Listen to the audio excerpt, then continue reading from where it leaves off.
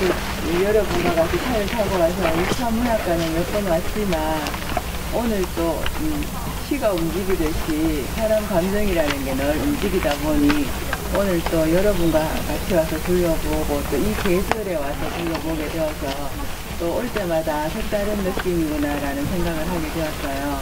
이제 앞에 설명해 주신 안철성 선생님께서 말씀하셨듯이 저는 고령에 살고 있고 이제 어릴 때부터 꿈이 시를 썼으면 좋겠다라는 생각을 가지면서 커서 고등학교 때 문학에 약간 더 이렇게 문학 동아리를 하면서 나도 작가가 되어야 되겠다는 생각을 했습니다. 그리고 이제 꾸준히 책과 상관 있고 어떤 나의 감정을 일기나 뭐 글로 계속 표현하는 그런 노트를 옆에 끼고 오래 있다 보니 이제 어느 날 시인이 되게 되었어요. 그래서 이육사 선생님 이름이 진짜 이름이 뭐라 그랬죠?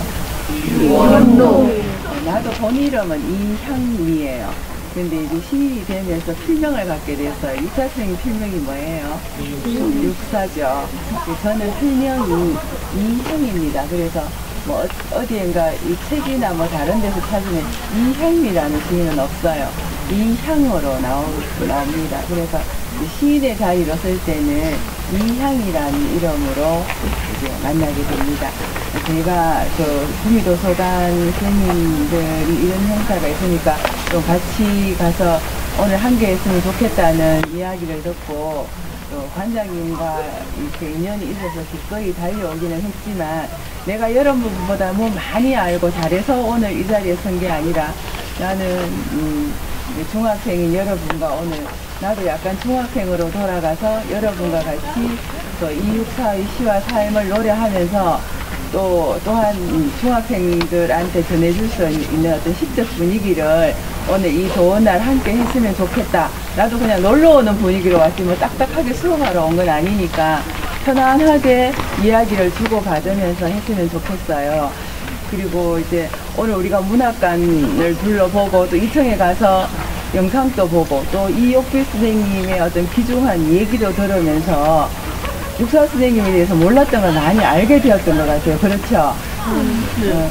어때요? 직접 와서 직접 따님의 이야기도 들어보고 뭐 육사 선생님의 자필도 보고 영상도 보고 직접 또 살았던 이 집에 와서 우리가 앉아 있으면서 느끼는 감정이 학교에서 생각했던 이 육사랑 여기 와서 느끼는 육사랑 좀 달라요. 어때요? 달라요. 어떻게 달라요? 그냥 편안하게 얘기해봤으면 좋겠어요. 학교에서 좀 모르겠는데 딱딱하게 딱딱하게 느꼈는데 여기 와서 보니까 좀 자연스럽고 여기 와서 보니까 뭔가 말로는 다 표현할 수 없지만 육사 선생님의 뭔가가 내 가슴으로 들어오는 것 같지 않으세요? 뭔가 말할 수는 없지만 손끝에 육사 선생님의 온기가 느껴지는 것 같아요. 나는 그래요. 그래서 여러분들도 아까 그 국장님 말씀처럼 시를 뭐 시험의 한 과목이나 문학의 공부로 생각하지 말고 느꼈으면 좋겠어요. 뭔가 말은 할 수 없지만 이 집에서 우리가 둘러본 이 문학관에서 그리고 영상물에서 따님의 그 목소리에서 이렇게 육사 선생님의 어떤 그런 것들을 많이 느끼면 그 시 한 줄을 외우는 것보다 이런 느낌이 훨씬 여러분 마음속에 오래 가서 육사를 더 생각하게 되는 그런 계기가 되지 않을까 그런 생각을 합니다. 해설사 선생님의 이야기도 들었고 많은 걸 하면서 육사의 삶은 많이 돌아봤어요.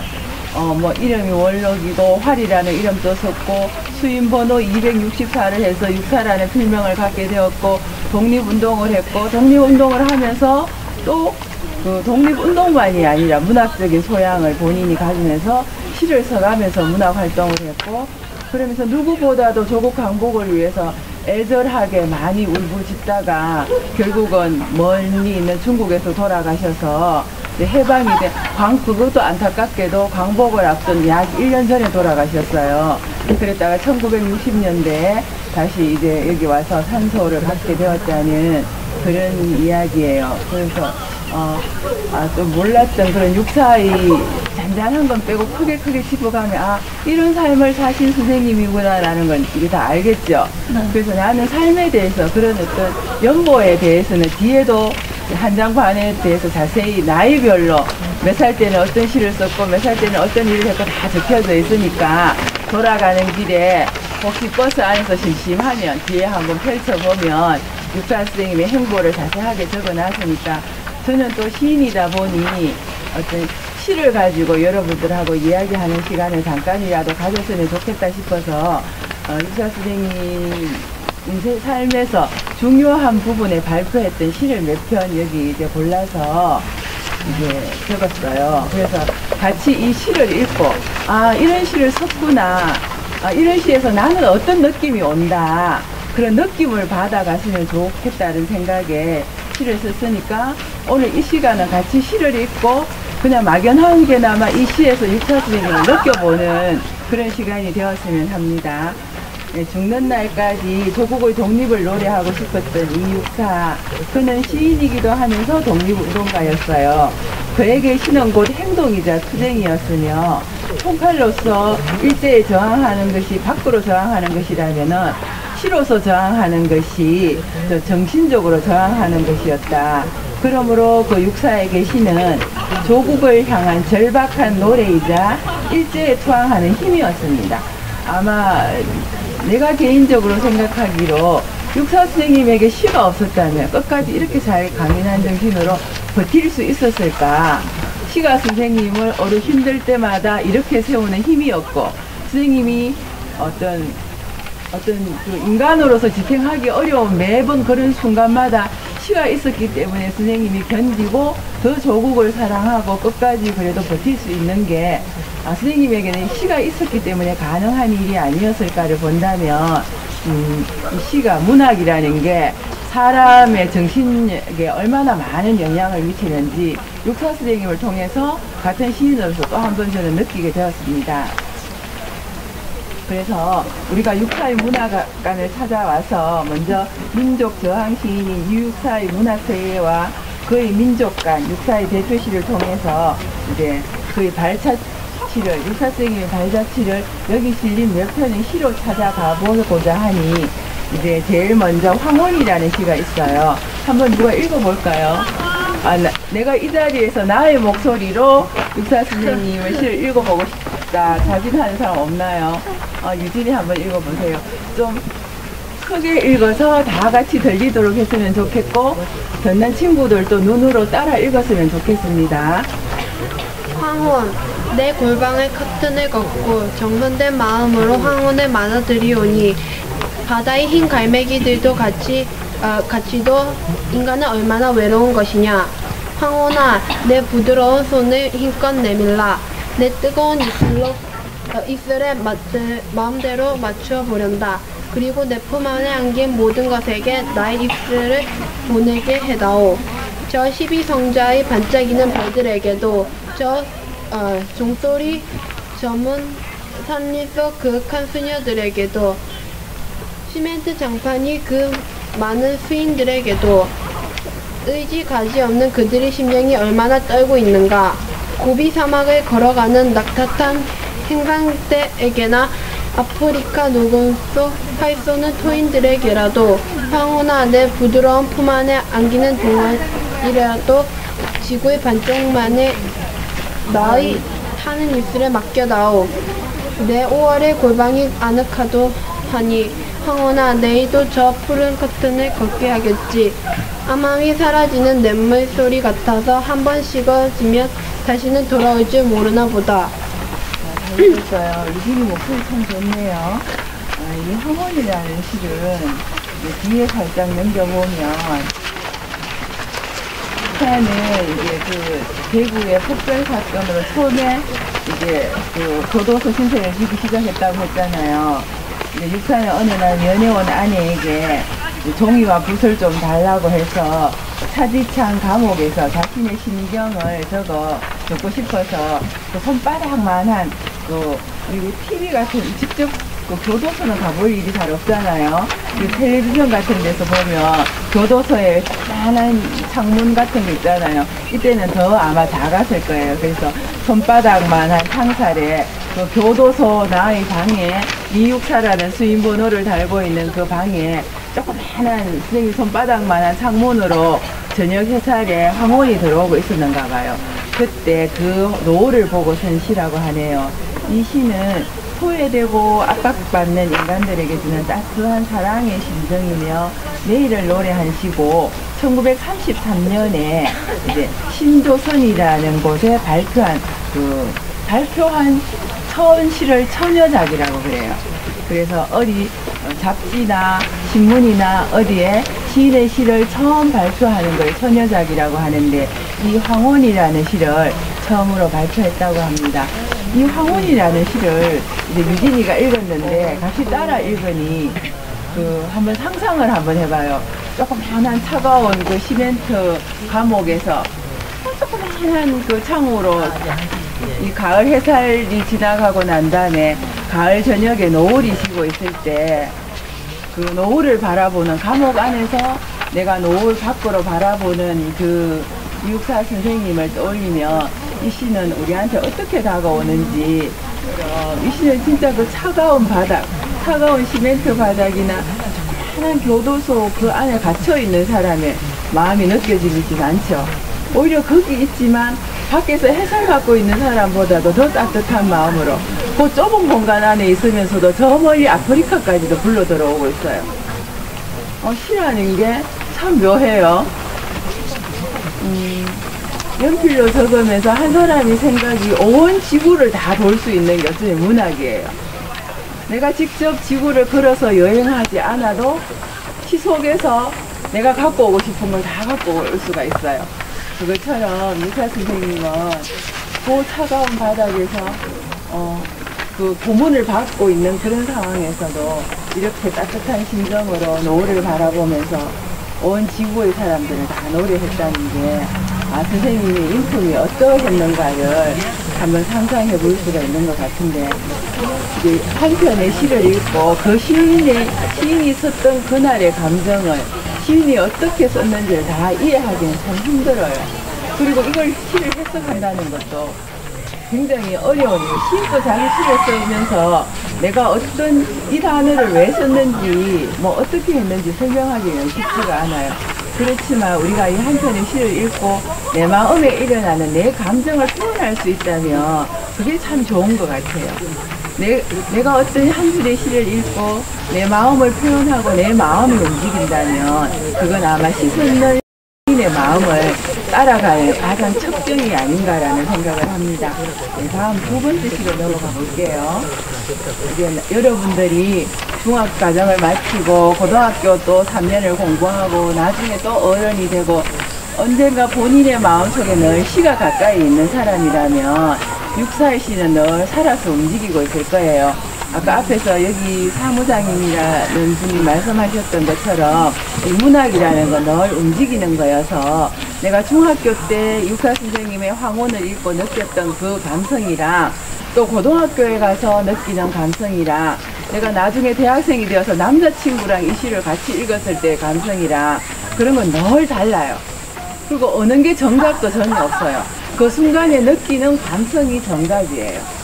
그래서 언젠가 여러분이 자라서 나중에 어느 가을날 데이트를 할 때 같이 시집을 갖고 데이트하는 그런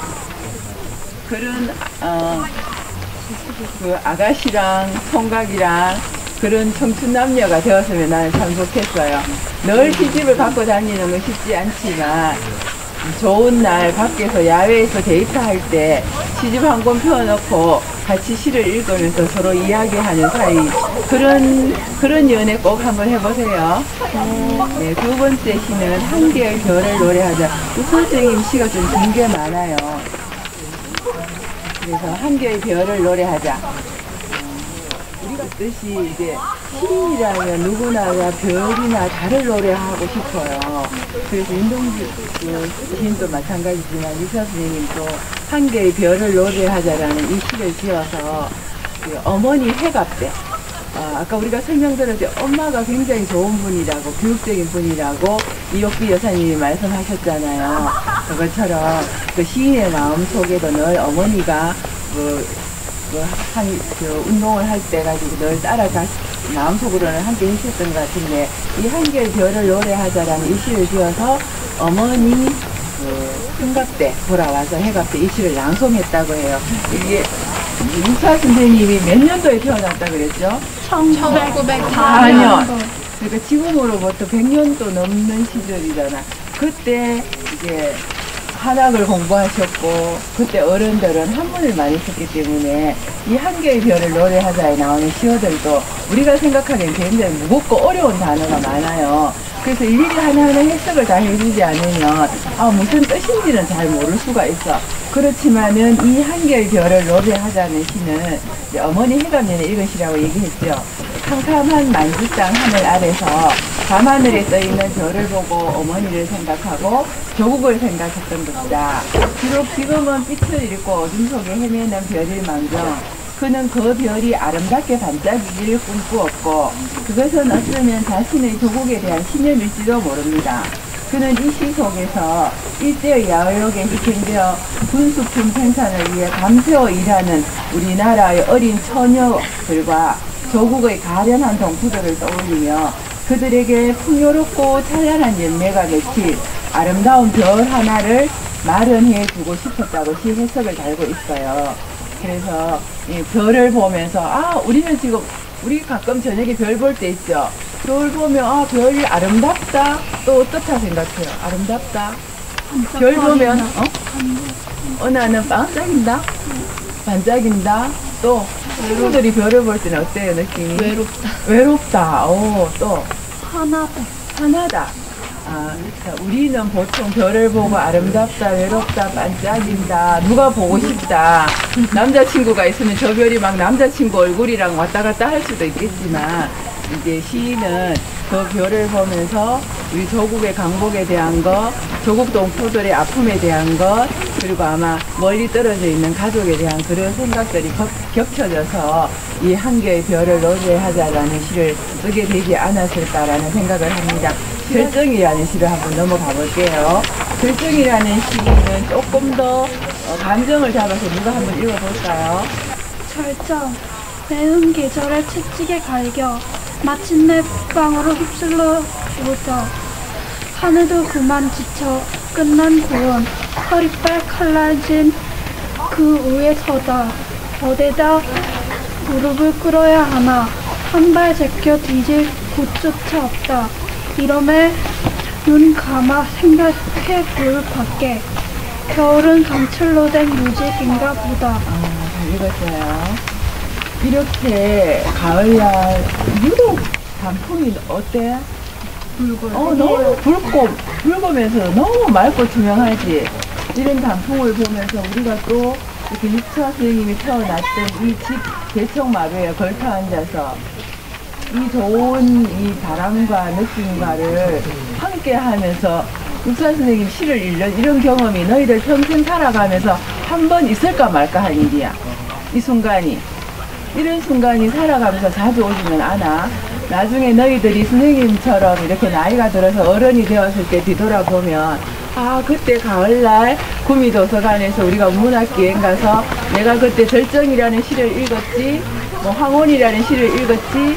그럴 때 생각해보면 시 한 줄 한 줄이 다 생각은 나지 않지만 나 그때 선생님이 읽으라 그래서 그 절정이라는 시 읽었는데 제목 같은 건 절대 안 잊어먹어요. 늘 마음속에 늘 남아있을 거라고 생각하고 그런 남아있는 힘들이 여러분들이 고등학교 과정도 힘들 때 느낄 때 힘이 되어줄 수가 있고 나중에 앞으로 어른이 되어서 힘들거나 기쁘거나 그런 순간마다 그런 또 이런 문학적 향기가 오늘날의 문학적 체험이 여러분 마음속에서 늘 힘과 용기가 될 거라고 나는 생각하거든요. 그래서 이 시는 1940년도에 문장지에 발표된 시로서 난주 벌판을 배경으로 한 독립운동 시절 춥고 매서운 북쪽에는 얼마나 추웠겠어, 그지? 그때는 옷도 따뜻하지도 않았는데 그럴 때 그 북쪽의 추위와 싸우면서 언제 잡혀갈지도 모르는 그런 상황을 표현한 시라고 합니다. 그러나 아무리 극한 상황이라도 희망을 잃지 않으려는 시인의 마음이 서정적으로 잘 나타나 있는 시기도 해요. 이 절정을 발표했던 그런 시기에 청포도도 같이 발표했다고 합니다. 그 다음 밑에 편복이라는 시가 있어요. 이 시는 꽤 어려운데 편복이 뭔지 혹시 알아요? 박쥐 알지? 박쥐. 네. 박쥐를 편복이라 한대요. 박쥐는 주로 어디서 살아요? 동굴 속에서 암흑의 시기를 좀 가지는 게, 그러니까 밖에 나와서 한번 제대로 날지도 못하고 아름다운 목소리를 가져서 뻐꾸기처럼 꾀꼬리처럼 울지도 못하고, 그리고 인간들한테 사랑을 별로 못 받고 좀 은근해 있는 제일 대표적인 게 편복, 박쥐라는 거죠. 그래서 이 편복이라는 시를 가지고 시인이 어떤 그 시대의 상황을 노래했는 시인데, 이것도 잠깐 넘어가기로 하고 마지막에 광야라는 시가 있어요. 이 광야라는 시는 교과서에서 제일 많이 나오고 누구든지 또 암송도 가장 많이 하기도 하는데, 이 시는 앞에서 설명드린 것처럼 시인이 살아생전에 발표한 시가 아니라 시인이 죽고 난 뒤에 유고 시집에 실린 시예요. 아까 천고 뒤에 백마 타고 오는 초인. 저는 여러분이 초인이라고 생각해요. 선생님이 그렇게 고생해서 죽음을 바쳐서 닦아놓은 그 광복을 맞이해서 우리는 광복 B세대예요. 우리 조상들이 나라를 지켜줘서 우리 지금 이렇게 큰하게 와서 많은 것들을 즐기고 있는데, 우리가 그 많은 걸 즐기면서 이 대한민국이라는 조국에서 이 또 좋은 계절에 우리가 마음껏 광야를 목놓아 부를 수 있는 그런 친구들이 되었으면 좋겠어요. 지금 뭐 광복 운동을 하라 그런 게 아니라, 내가 처한 중학교 1학년으로서, 중학교 2학년으로서, 또 학생으로서, 한 명의 친구로서, 또 한 명의 딸로서 내 역할이 여러 개 각자 많이 있잖아요. 그런 역할 곳곳에서 역할마다 내가 움직일 때마다 우리 조상 중에 이 유사라는 시인이 광복운동을 하면서 그런 분도 계셨는데, 나는 어떻게 내 역할을 할까? 이 좋은 여건에서 나는 어떻게 살아갈까?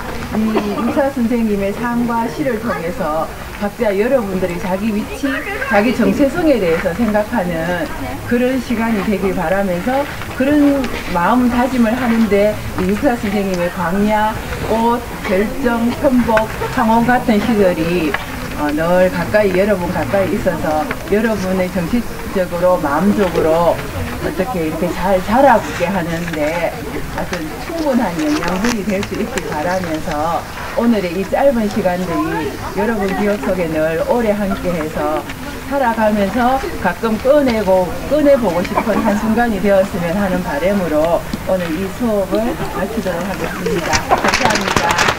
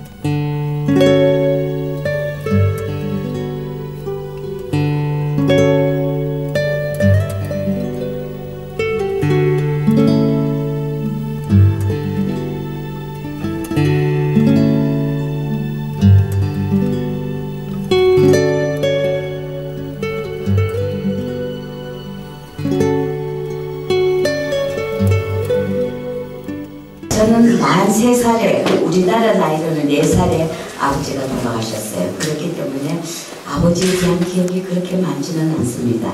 그때 시대 때 저희 아버지가 굉장히 멋쟁이셨어요. 그래서 아이보리색 양복을 입으시고 보타를 매시고 그런 독특한 모습 때문에 제가 기억하고 있고요.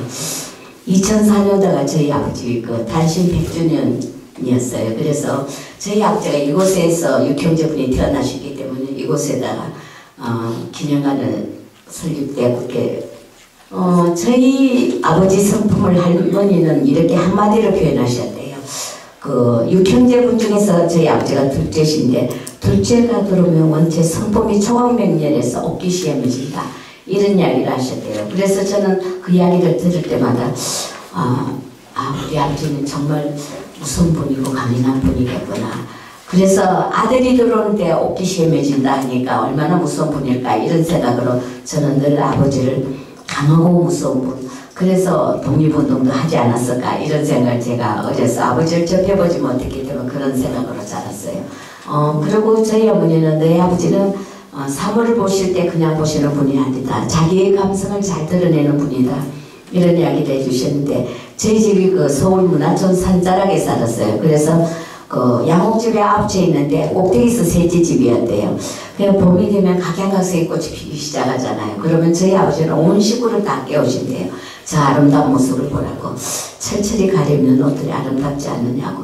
그곳에 또 벚꽃이 아주 많아서 벚꽃이 높은 데 계시다 보니까 그 대청마루 문을 열면 바람에 휘날려서 저희 대청마루이 뚝뚝 떨어지는 모습이 한 폭의 동양하다 탄성을 주시고 그러신 분이었다.